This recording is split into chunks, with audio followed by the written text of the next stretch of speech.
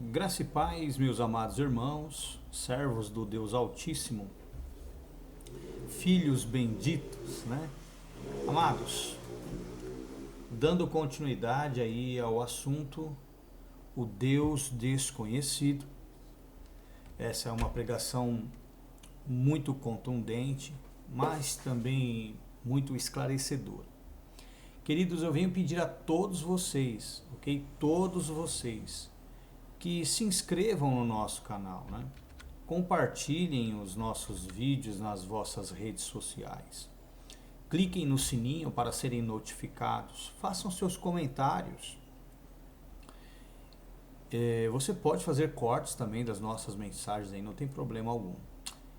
O que importa é que você propague a mensagem, que você compartilhe aí para que os nossos vídeos se tornem públicos, se tornem bem conhecidos, tá? Então, não se esqueça de se inscrever no nosso canal, clique no sininho para ser notificado, dê o seu like ou dislike, né? Caso não goste, faça seu comentário, faça sua pergunta. Lembre-se, toda refutação, caso você não concorde, tem que ter um embasamento bíblico plausível. E nós estamos aqui abertos para a discussão com toda educação, para maior esclarecimento. Ok? Bom, dito isso, o que eu quero deixar bem claro para vocês, como vamos dizer assim, a base para este ensinamento, o Messias foi o responsável em revelar a Deus. Se o Messias não vem, ninguém absolutamente saberia quem ele era. Logo, alguém que apareceu em algum momento da história não foi o Pai. Por quê? Olha só a declaração de João a este respeito. Evangelho de João, capítulo 1, versículo 18. O que ele diz? Vamos lá? Deixa eu diminuir aqui, né? O que ele diz aí? Deus nunca foi visto por alguém. O Filho unigênito que está no seio do Pai, este o fez conhecer. Então, o responsável em revelar o Pai foi o Filho. Se o Filho não vem, ninguém absolutamente teria a menor ideia de quem é, ou quem era, né? Ou quem é ainda o Deus verdadeiro. Muitos crentes, sejam judeus messiânicos, judeus, católicos e protestantes, em sua maioria, não têm este entendimento de que o Filho foi o responsável em revelar o Pai. Tá? Aqui nós estamos falando da pessoa do Pai, né? Não só da pessoa do Pai, mas também o comportamento do Pai. Ele expressava Deus, né? Ele era expressa imagem de sua pessoa, ok? E ele revelou a imagem de Deus, ele revelou a pessoa de Deus, ele revelou o amor de Deus, a sabedoria de Deus. Por quê? Porque ao encarnar e ter sido obediente praticando a palavra de Deus, com o seu comportamento, ele expressava o Deus que ele interiorizava. Não que ele fosse um Deus encarnado, mas sim em que o Pai lhe dera o Espírito Santo depois do batismo. Então o Pai estava nele pelo Espírito. Então todas as obras que ele fazia dava testemunho de que o Pai estava nele. As pessoas conheciam a Deus por meio do seu comportamento. Vamos ver isso? Evangelho de João, capítulo de número 14.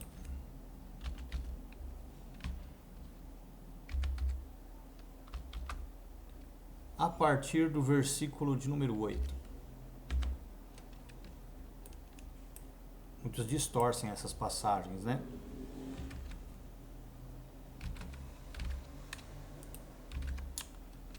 Disse-lhe Filipe: Senhor, mostra-nos o Pai, o que nos basta. Ao que Yeshua respondeu: Estou há tanto tempo convosco que não me tendes conhecido, Filipe. Quem me vê a mim, vê o Pai. E como dizes tu, mostra-nos o Pai.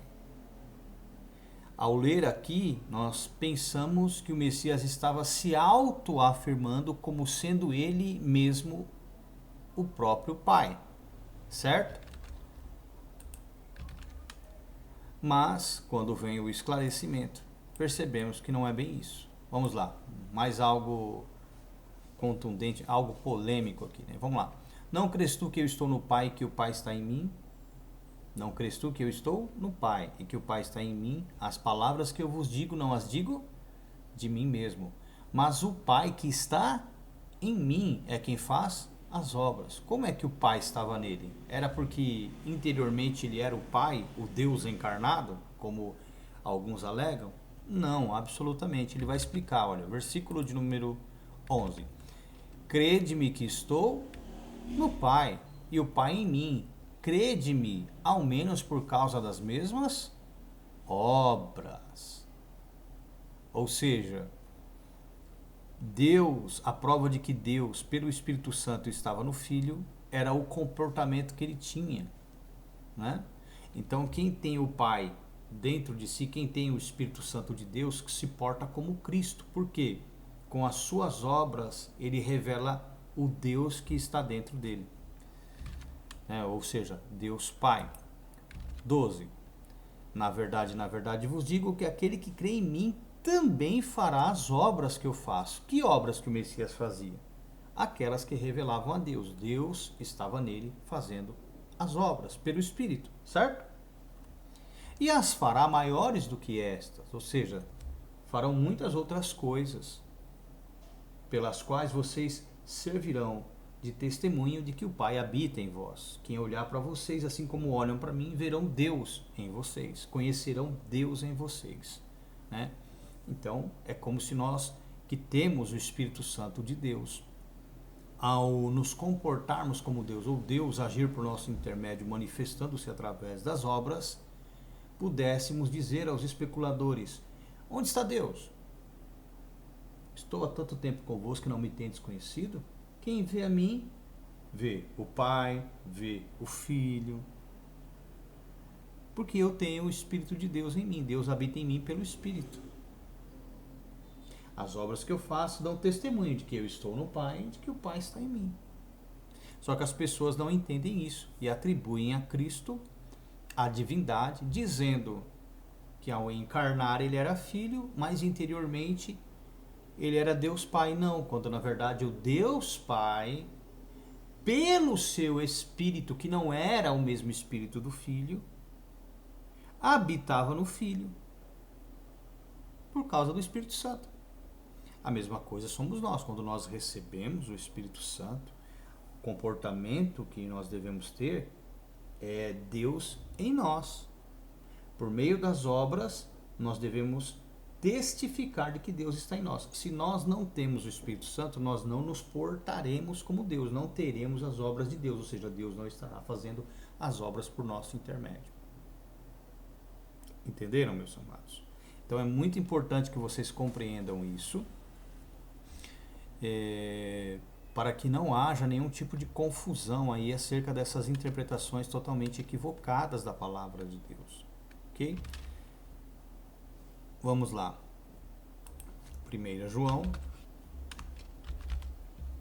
capítulo 5, versículo 20, um versículo que é extremamente mal interpretado por conta de uma leitura péssima, né, dos que dele utilizam. Vamos lá. E sabemos que já o Filho de Deus é vindo e nos deu entendimento para conhecermos o que é verdadeiro, ou seja, Deus o Pai. E no que é verdadeiro, Deus o Pai, estamos, isto é, em seu Filho Yeshua o Messias. Então, quando nós estamos no Messias, nós estamos o quê? No Deus verdadeiro, o qual ele fora responsável em revelar. E este Deus verdadeiro, né? Este é o verdadeiro Deus e a vida eterna, o Pai. Então é no Messias que nós conhecemos a Deus. Pelo seu comportamento, por suas obras, é que nós conhecemos a Deus. Se o Messias não vem, de modo nenhum nós saberíamos quem é Deus. Como os crentes da época dele, aqueles que vieram antes dele, que recebiam porções, né? O Espírito ali era enviado de forma proporcional. Somente no Messias, porque o Messias não recebeu o Espírito por medida, é que ele revelou integralmente quem era Deus. Todos que vieram antes não tinham essa ideia. E inclusive alguns pregadores que vieram, né, apacentando o rebanho, ele disse que os tais eram ladrões e salteadores. Ok? Que não entraram pela porta, ou seja, por uma natureza santificada, né, através de consagração.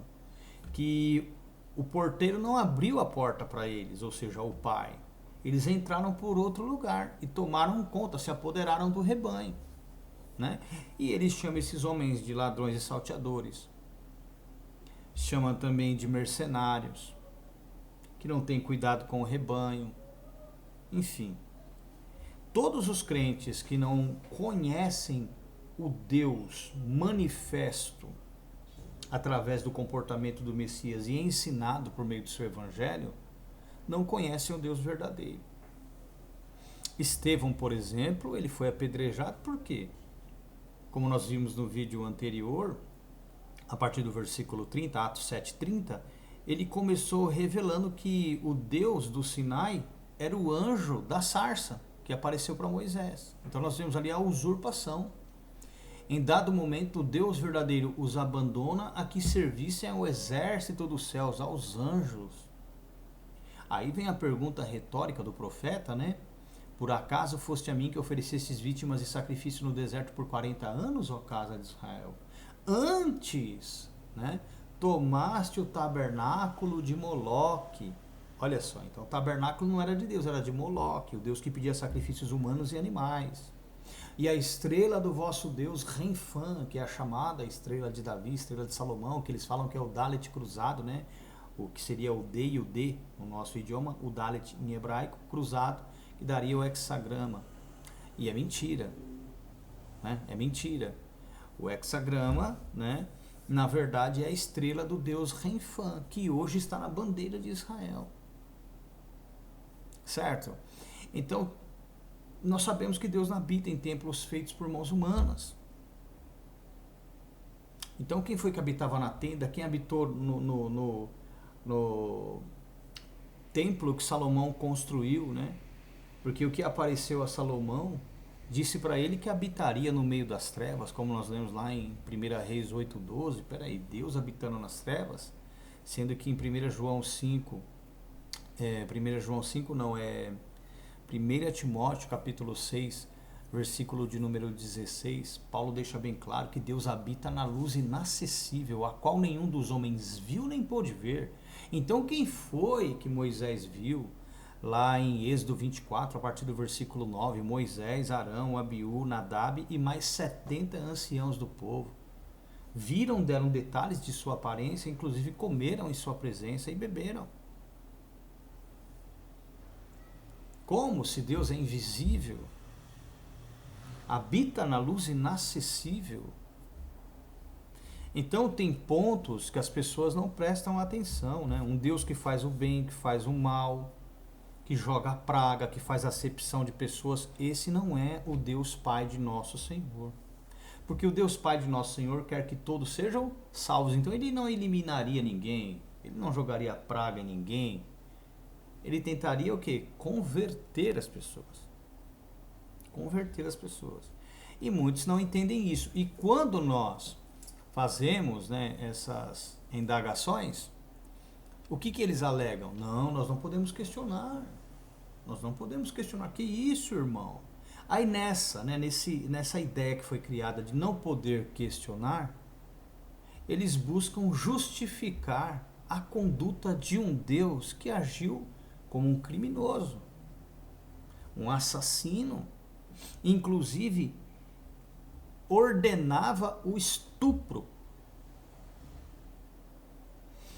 Houve um momento em que mulheres dividiram o filho para não morrerem de fome, cozinharam e comeram o filho. Olha que malignidade. O povo comeu fezes de animais, vendia cabeça de burro, de cavalo e comiam. Como que pode um Deus de amor, misericórdia e compaixão fazer isso com o próprio povo? Então as pessoas, por não terem acesso a essa informação, de repente por ter uma trava, acabam aceitando todas as heresias que são ensinadas pelos falsos profetas. E nós não podemos ser presos, ser reféns dessas ideologias, dessas doutrinas malignas. E prestem atenção, a inconstância comportamental daquela criatura que se passava por Deus e as outras que também assim faziam, lá na antiga aliança, é a dos crentes de hoje. Você pode ver que os crentes de hoje têm a mesma oscilação comportamental daquele Deus. Uma hora são bons, outra hora são maus. Uma hora são caridosos, outra hora estão tomando vantagem de alguém. Amam uns e outros não. Fazem acepção. Né? Por exemplo, aquele que estava lá atrás, quando via alguém pecando, dedurava para o cara ser apedrejado até a morte. Quando não, fazia a terra engolir famílias inteiras. Como pode um Deus de amor fazer uma coisa dessa? Mandar serpentes para picar os incrédulos, como se forçando-os a crer, certo? Porque foram gulosos, né? Vamos dizer assim. Aí, para eles serem curados, houve a necessidade da intercessão de Moisés. Ele pede para Moisés fazer o quê? Uma serpente de bronze, para que aqueles que olhassem para ela fossem curados. Mas aí, a serpente não é o símbolo do inimigo, do diabo? Como é que Deus ia pedir para fazer uma serpente como símbolo de misericórdia, para que os picados pelas serpentes fossem curados? Espera aí. Aí nós vemos João pregando, João fala, olha, importa que assim como Moisés levantou a serpente no deserto, o Filho do Homem seja também levantado, para que todo aquele que olhar para ele seja salvo. Espera aí. Olha a diferença. A representação, a imagem de um, a serpente, a imagem do outro expressa Deus. Uma imagem viva. E outra, ao ordenar, né, a confecção de uma serpente de bronze, o próprio Deus transgredia, né, um mandamento, porque não farás para ti imagem de escultura, nem semelhança alguma do que há em cima no céu, embaixo na terra e nas águas embaixo da terra. E a serpente é um ser que está aqui embaixo na terra e até nas águas, né? Então Deus dá um mandamento e ele mesmo transgride. Um Deus pecador? Porque o que é o pecado? 1 João capítulo 3, versículo 8. Quem pratica o pecado, ou quem transgride a lei também comete o pecado, porque o pecado é a transgressão da lei. Então, peraí. Um Deus pecador que transgride seu mandamento, não matarás, ele mata. E ainda ordena que as pessoas matem. Tem alguma coisa de errado aí. Tem ou não tem? Tem alguma coisa de errado. Não farás para ti imagem de escultura. Olha só. Não farás para ti imagem de escultura, nem semelhança alguma do que é em cima no céu, embaixo na terra, nem nas águas embaixo da terra. Não as farás e nem as adorarás. Detalhe. Eis que perseguirei a maldição dos pais nos filhos até a terceira e quarta geração daqueles que me desobedecem. É o segundo mandamento. É o segundo mandamento. O primeiro é não terás outros deuses diante de mim. O segundo é não farás para ti imagem de escultura. Então, no segundo mandamento, que tem maldição para a transgressão, ele transgride. Então, é um Deus pecador. E o povo não se atenta a isso. O povo não se atenta a isso. Um dos mandamentos é não matarás. E o que ele faz? Mata. E mais, induz as pessoas para quem ele deu este mandamento que elas o transgridam em obediência à ordem transgressora dele. Matem também. E agora?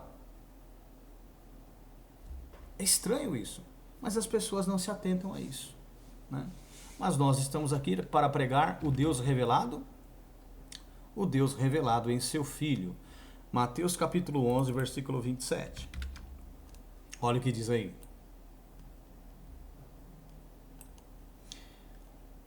Não são todas as coisas é acréscimo e não consta nos textos gregos antigos, correto? E aqui também o gênero não é feminino, não são todas. Então, por quê? Porque se referem a pessoas. Se você pegar o assunto desde o versículo 25, vai entender melhor. Então, todos, no caso os pequeninos, me foram entregues por meu Pai, e ninguém conhece o Filho senão o Pai, e ninguém conhece o Pai senão o Filho, e aquele a quem o Filho o quiser revelar. Lembra o que a gente leu em João 14? Mostra-nos o Pai que nos basta. Estou há tanto tempo convosco que não me tendes conhecido, Filipe? Quem vê a mim, vê o Pai. Como dizes tu, mostra-nos o Pai. Não crês tu que eu estou no Pai e que o Pai está em mim? Crede ao menos por causa das mesmas obras.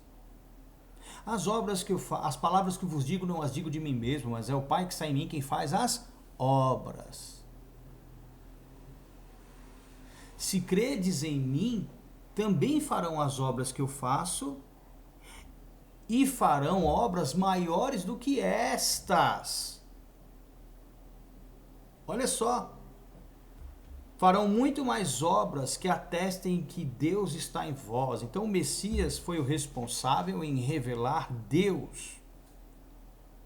Porque ele recebeu, assim que saiu das águas do batismo, o Espírito Santo de Deus, o Pai nele. Assim como nós também deveríamos, ao sair das águas do batismo por imposição de mãos dos apóstolos, recebermos também, como acontecia em Atos dos Apóstolos, o Espírito Santo, ou seja, Deus em nós, para que, por meio das nossas obras, dessemos testemunho de que Deus estava em nós. As pessoas pudessem encontrar o Deus que nós interiorizamos ao recebê-lo após o batismo. Mas isso não acontece, porque tem o Espírito da operação agindo aí. O Espírito Santo da verdade, ele vem no nome do Senhor Yeshua. Sim, porque Yeshua foi responsável também em revelar o nome do Pai. Em João capítulo 17, versículo 6, João 17, 26, nós vemos isso muito claramente, né? E em João capítulo de número 17, 11 e 12, ele deixa bem claro que ele recebeu, herdou, né, o nome do Pai. Ele tinha o mesmo nome de Deus. Logo, ele revelou a pessoa do Pai, né, por meio do seu comportamento, o amor do Pai, a sabedoria do Pai, a imagem do Pai. Ele revelou o nome do Pai. Revelou tudo. Os judeus têm como nome do Pai o tetragrama. O Messias vem e deixa claro, João 17, 6. Eu manifestei o teu nome aos homens que do mundo me deste. Eram teus e tu nos deste, e eles guardaram a tua palavra. No versículo 26 ele diz, manifestei o teu nome e ainda o manifestarei, eu revelei o teu nome e ainda o revelarei, para que o amor com que me tens amado esteja neles e eu neles esteja. Hebreus 1,4 diz que ele herdou o nome do Pai. Por isso que em todo momento ele sempre faz menção da importância do nome. Como em João capítulo 1, versículo 12, onde ele diz, mas a todos quantos o receberam, deu-lhes o poder de serem feitos filhos de Deus, a saber, aos que creem no seu nome. João capítulo 14, versículo 26, que ele diz que enviaria o Espírito de Deus, que Deus enviaria o seu Espírito em seu nome. Agora me fala, se a pessoa não sabe o nome verdadeiro, como que ela vai receber o Espírito Santo da verdade? Que o mundo não conheceu. Porque tinha o Espírito Santo de Deus vinha por medida antes do Messias sobre alguns. Mas tinham outros que tinham o falso Espírito Santo,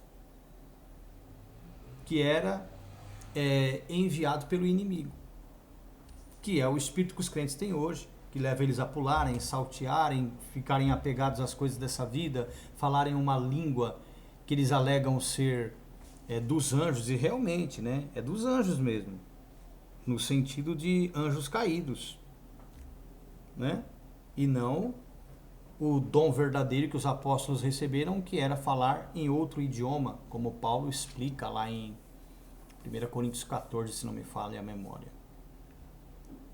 Então é assim que está, essa bagunça aí, porque eles têm o conhecimento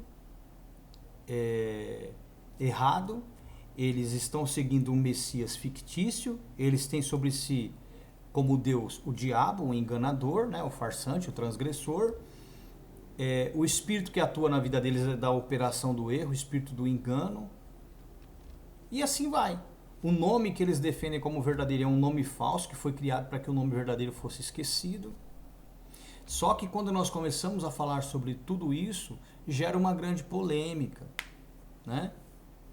Gera uma grande polêmica, porque o inimigo formou doutores em faculdades teológicas nessa viés ideológica, criando ignorantes ao invés de sábios. Eles são iluminados por uma falsa concepção de Deus. A palavra que eles têm domínio é toda distorcida e é facilmente refutável, porque não tem embasamento plausível, lógico.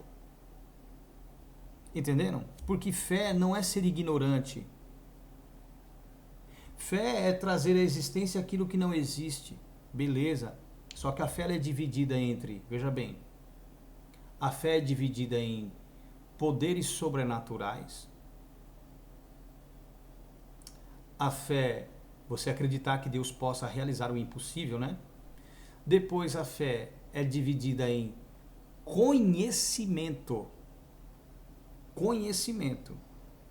E também a crença em quem Deus é e em quem o Messias é, que é o que leva à vida eterna. Então a fé, ela tem, quando você lê a palavra fé, você tem que ter esses três entendimentos. Qual deles se aplica? Em qual deles quem escreveu está se referindo? A qual deles está se referindo? Está sendo utilizada a palavra fé em referência a quê? Para você poder entender. E eles não têm esse conhecimento também. E vivem assim, como tolos. Totalmente desorientados. Totalmente desorientados. Então, quando o Messias veio, tinha um bando de judeus ali, principalmente os doutores, que estavam totalmente perdidos, totalmente equivocados. E quando ele começou a pregar, veja bem, a mesma palavra, os mesmos livros, dando uma interpretação plausível que abria os olhos dos que estavam ouvindo, opa, não, esse cara tem demônio. Mas quem é que tinha demônio? Eles. Eles tinham demônio. E a mesma coisa que acontece com os crentes hoje. Nós começamos a pregar uma palavra que vai contra todas as heresias que eles pregam. O que eles dizem? Eles têm demônio. Que é isso que aconteceu com você, meu irmão? Você era um grande pregador quando nós pregávamos a doutrina deles. O que aconteceu com você? Isso é heresia. Você está possuído, isso é demônio. Vai orar, meu irmão. Vai buscar Deus como se nós estivéssemos desviados e nos mostramos mais piedosos, mais obedientes, mais sábios, mais contidos, mais equilibrados, mais amáveis, mais perseverantes, mais pacientes, mais idôneos do que eles.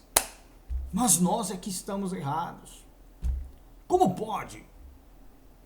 Como pode? Se o evangelho que nós cremos tem surtido justamente o efeito esperado, por que nós estamos endemoniados e eles que transgridem todos estes princípios e se acomodaram a uma vida pecaminosa têm o Espírito Santo da verdade? Tem alguma coisa de errado aí.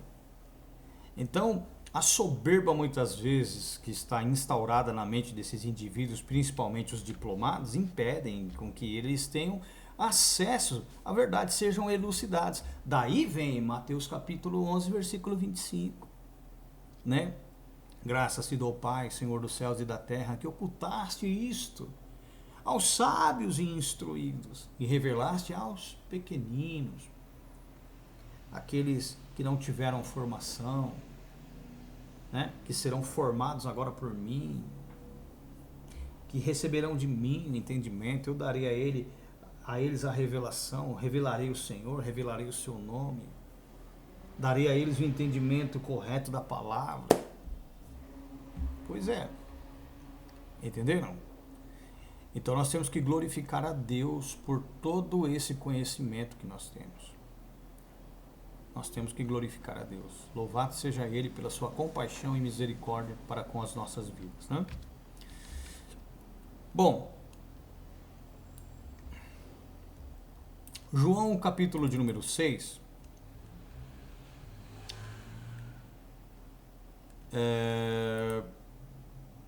a partir do versículo de número 45, olha só.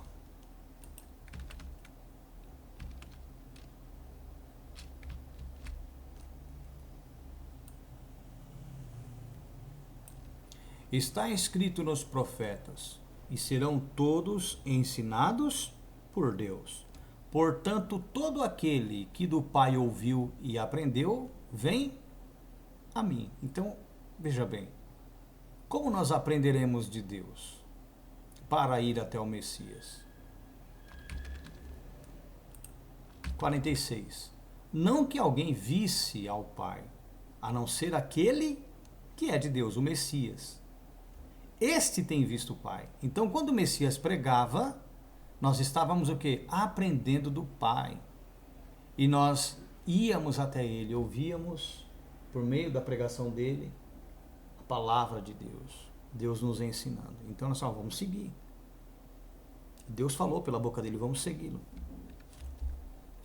Eles não têm esse entendimento, eles não têm a menor noção dessas coisas que hoje nós estamos aqui dizendo, né? Eles não têm a menor noção, a menor profundidade, não têm a mínima consciência da importância de tudo isso que temos dito aqui. Eles não têm, como que eu posso dizer, a menor noção, né? Não tem a menor noção.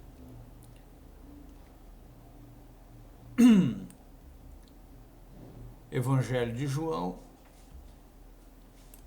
capítulo de número 16, versículo 3. E isso vos farão, porque não conheceram ao Pai e nem a mim. Farão o quê? Vamos lá. Tenho-vos dito essas coisas para que não vos escandalizeis, ou seja, não percam a vossa perseverança, não abandonem a fé. Expulsar-vos-ão das sinagogas, vem mesmo a hora em que qualquer que vos matar, cuidará, pensará fazer um serviço a Deus. Para você ver. Então, muitos crentes, na verdade, foram eliminados e serão eliminados por pregar a verdade. Expulsar-vos-ão das sinagogas. Nossa, nunca mais me chamaram para pregar em igreja alguma. Vem a hora em que qualquer que vos matar, como eu já recebi ameaças, cuidará, pensará estar fazendo um serviço a Deus. Pois é. 3. E isso vos farão, por quê? Porque não conhecem ao Pai e nem a mim. Não conhecem, irmão. Eles não conhecem a Deus. Por isso, agem dessa maneira. Certo? Por isso, agem dessa maneira. Capítulo 16, versículo de número 25. Disse-vos isso por parábolas. Chega, porém, a hora em que vos não falarei mais por parábolas, mas abertamente vos falarei acerca do Pai. Naquele dia pedireis em meu nome, e não vos digo que eu rogarei por vós ao Pai. Pois o mesmo Pai vos ama, visto que vós me amastes e crestes que saí de Deus. Saí de Deus. Eu não sou Deus, eu vim dele. Eu sou filho dele. Capítulo de número 15, versículo 21. Mas tudo isso vos farão por causa do meu nome, porque não conhecem aquele que me enviou. Farão o quê? Vamos ver?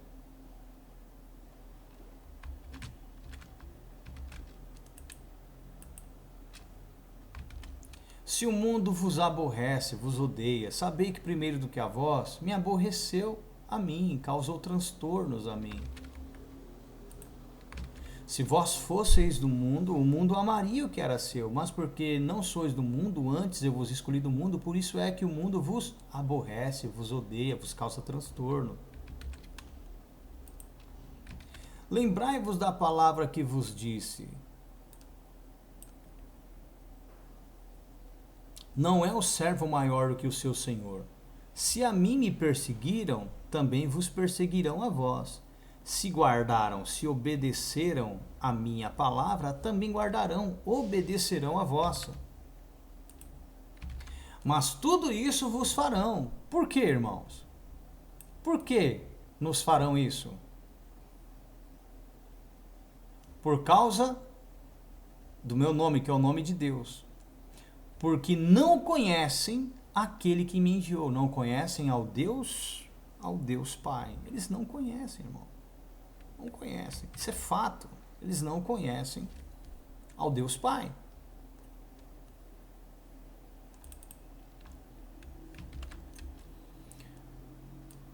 O Pai que me enviou, olha só, o Pai que me enviou, ele mesmo testificou de mim. Olha o que ele diz aos judeus: vós nunca ouvistes a sua voz, nem vistes o seu parecer, a sua aparência, a sua imagem. Então quem é que os judeus, a voz de quem que os judeus ouviram? Quem que eles viram lá no Sinai? Quem foi? E as pessoas não entendem isso. As pessoas não entendem isso, irmãos. Não entendem isso. Quando o Messias foi enviado por Deus, ele não veio apenas para, como que eu posso dizer, redimir a humanidade. Os anjos também estavam desviados. E ele veio para trazer, ele veio do céu porque a redenção era para acontecer nos céus e na terra. Olha a misericórdia de Deus. Diferente daquele indivíduo impaciente que qualquer um que pecava ele matava ao invés de tentar converter, ao invés de usar misericórdia, né? Só para vocês entenderem o que eu estou falando, abram as suas Bíblias comigo em Colossenses capítulo 1, a partir do versículo 13. Olha o que diz. Ele quem? O Messias. Nos tirou o quê? Aliás, ele não, né? Deus, né? Deus nos tirou da potestade das trevas. É Deus, não é o Messias. Deus nos tirou da potestade das trevas, do poder das trevas. Espera aí, então quem estava tendo poder sobre nós antes do Messias, quem era? As trevas. Lembra? 1 Reis 8:12? Deus disse a Salomão, aquele Deus, aquele falso Deus disse a Salomão que habitaria onde? No meio das trevas. Lembra aquele Deus que subiu o Monte Sinai no meio da nuvem escura, da nuvem espessa, no meio das trevas, diferente do Pai.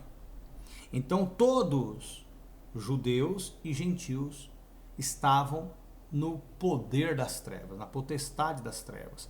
E judeus e gentios, inclusive judeus messiânicos, hoje, que não têm o entendimento do Deus revelado no Messias e atribuem a paternidade àquele falso Deus lá atrás que estava no Monte Sinai, fazendo uma série de barbaridades, cometendo uma série de transgressões, todos esses ainda se encontram na potestade das trevas. Ele, Deus, nos tirou da potestade das trevas e nos transportou para o reino do Filho do seu amor, ou seja, o Messias,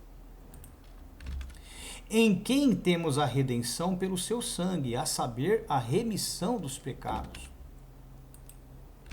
O qual, o Messias, é a imagem do Deus invisível, não aquele que apareceu para Moisés em Êxodo 24, a partir do versículo 9, a Abiú, Nadab, Arão e mais 70 anciãos, 74 pessoas. O qual, o Messias, é a imagem do Deus invisível, aquele Deus que não foi visto por ninguém. O Messias é o primogênito de toda a criação, o que já desmascara a doutrina da Trindade, que diz que o Messias é eterno junto com o Pai. Como pode um filho ter o mesmo tempo de existência do seu pai? Mas, enfim, eles acharam que era assim, né? Fazer o quê? O qual, o Messias, é a imagem do Deus invisível, o primogênito de toda a criação. Então, antes de tudo, quem Deus criou foi seu Filho. Porque nele foram criados, não é todas as coisas, tá? Nele foram criados todos que há nos céus e na terra, visíveis, que podem ser vistos, e invisíveis. Sejam tronos, então está falando de hierarquia, né? De personagens, de seres intelectuais, pensantes. Sejam tronos, porque está falando de hierarquias angelicais. Que mais aí? Sejam dominações, sejam principados, sejam potestades, todos, né? Não é tudo, mas todos foram criados por ele e para ele. Ele, o que diz aí? Ele é antes de todos. E todos subsistem por ele. As coisas aqui é tudo acréscimo e a mudança de gênero aqui também. Ele é o cabeça do corpo da igreja. É o princípio. Olha só, ele é o princípio. E o primogênito dentre os mortos, para que em tudo tenha o quê? A preeminência. Porque foi do agrado do Pai, o que diz aí? Porque foi do agrado do Pai que toda a plenitude nele habitasse. E que havendo por ele, olha só, presta atenção nisso, e que havendo feito por ele a paz pelo sangue da sua cruz, por meio dele reconciliasse consigo mesmo, não são todas as coisas, mas todos, tanto os que estão na terra, os seres humanos, como os que estão nos céus, os anjos. Então, o sacrifício do Messias, ele foi universal. Por intermédio dele, Deus reconciliou céus e terra consigo. E agora, meus amados irmãos? E agora? Tá vendo? Eu tenho certeza absoluta que você nunca parou para pensar nisso. Deus, pelo sacrifício de Cristo, reconciliou consigo todos, tanto os que estão nos céus, como os que estão na terra. Então, essa questão de usar todas as coisas acaba levando você a uma dispersão de raciocínio. Tira você da visão, da ideia do texto, porque é um acréscimo que foi colocado para confundir. E quem que proporcionou isso? Aquele que hoje está comandando as igrejas aí. Está por trás, inclusive, das traduções com viés ideológico. Por isso, né, tem tanta gente ignorante nas igrejas. E pior, mestres, doutores formados no engano, formando mestres nas faculdades teológicas, que vão ser propagadores da doutrina herege. Efésios capítulo 10. Vamos ler a partir do versículos anteriores, né? Em quem temos a redenção pelo seu sangue, do Messias, a remissão das ofensas, segundo as riquezas da sua graça. Que ele tornou abundante para conosco em toda a sabedoria e prudência, descobrindo-nos o mistério da sua vontade, de Deus, segundo o beneplácito que propusera em si mesmo, de quê? De tornar a congregar ou reunir em Cristo, no Messias, não é todas as coisas, e sim todos, na dispensação da plenitude dos tempos, tanto os que estão nos céus, como os que estão na terra, sejam anjos ou homens. Deus, por intermédio do Messias, reconciliou céus e terra consigo, anjos e homens. Só que se você não tem acesso a esse Messias, você nunca terá essa informação. Se você não tiver acesso ao Deus revelado no Messias, você nunca terá acesso a essa informação que nós estamos passando agora para vocês. Nós, né? Porque eu falo o Pai, o Filho, o Espírito Santo. Em mim, né? Trazendo aí para vocês a revelação. Entenderam, amados? Então tem muita gente aí que está dando murro em ponta de faca, não tem acesso a determinadas informações como nós temos, estão perdidos. Toda a doutrinação, todo o ensinamento que eles têm é facilmente refutável. Porque não é plausível. Sempre tem uma falha, sempre tem uma incoerência. E nós sempre temos a resposta para refutar, corrigir e adequar a crença. Mas eles dizem que nós temos o quê? Demônios. Pois é, falaram assim para o Messias. Imagino que não falarão. O Messias disse que se ao pai de família disseram que ele tinha demônio, o que não dirão dos seus domésticos? O que não dirão? Nós somos domésticos, irmãos. O que eles não vão dizer a nosso respeito? Pode acreditar que se o Messias estivesse aqui na terra agora, com certeza esses crentes agiriam piores do que aqueles fariseus, porque possivelmente colocariam nele, amarrariam ele num foguete com uma bomba atômica e soltariam no espaço. Com certeza.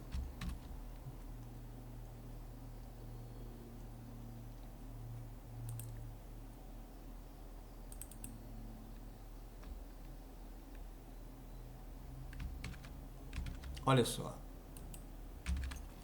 E ao anjo da igreja que está em Laodiceia escreve: isto diz o Amém, a testemunha fiel e verdadeira, o princípio da criação de Deus, ou seja, o Messias.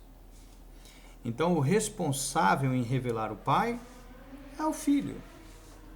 É o Filho. E se o Filho não viesse, nós nunca teríamos acesso a essas riquezas de informação. Nunca teríamos acesso a todas essas maravilhas, a todas essas, como que eu posso dizer, riquezas espirituais. Nunca teríamos acesso a tudo isso que Deus, pela sua compaixão e misericórdia, nos tem revelado. Amados irmãos, com esta pregação, eu encerro por aqui este ciclo, né, que trouxemos aí sobre este assunto, sobre o Deus desconhecido, né, baseados ali em Atos 17, versículo de número 23. Eu espero que vocês tenham gostado, ok? Eu peço agora encarecidamente que vocês possam contribuir conosco com os seus dízimos e com as suas ofertas. Você pode contribuir com dízimos e ofertas no Pix pelo CPF 185-183-398-63 ou Pix no celular no 11-98679-6974. Toda a vossa ajuda será muito bem-vinda e por intermédio dela estará cumprindo o propósito de Deus e a mão de Deus estará agindo por você. Você estará sendo aí a mão de Deus, o amor de Deus por meio da sua caridade contribuindo conosco. Deus abençoe todos e até a próxima. Shalom.